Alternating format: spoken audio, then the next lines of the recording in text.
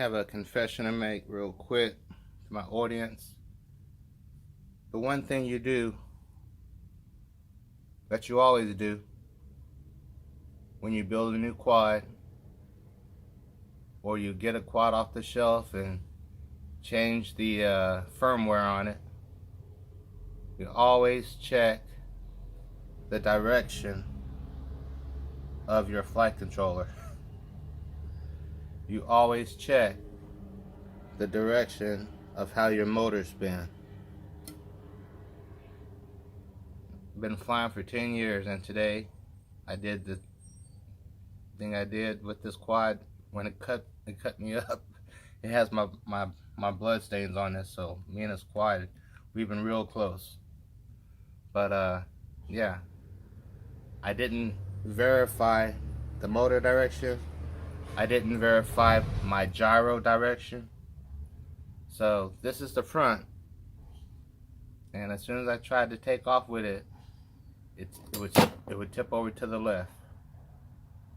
I'm trying to just give it throttle up, right? I'm tipping over to the left. Throttle up to the left. So I'm gonna take off this top plate, check my wiring. I'm sure I'm gonna have to swap some around, but I just wanted to make that confession.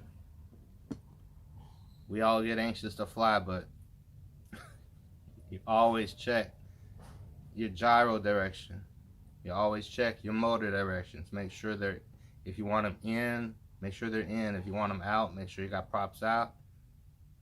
That gyro, make sure it's pointing toward the face. The front of the gyro needs to point to the front of the quad. And if for some reason it doesn't, you need to tell your flight software that, hey, the gyro is offset such amount of degrees, whether it's 45 degrees, 90 degrees, 180, whatever. You need to let your software know that the board is not physically on the craft the way it thinks it should be, because the software is programmed to think one way. And if it's not that way and you go and try to take off, you're gonna have a flip out.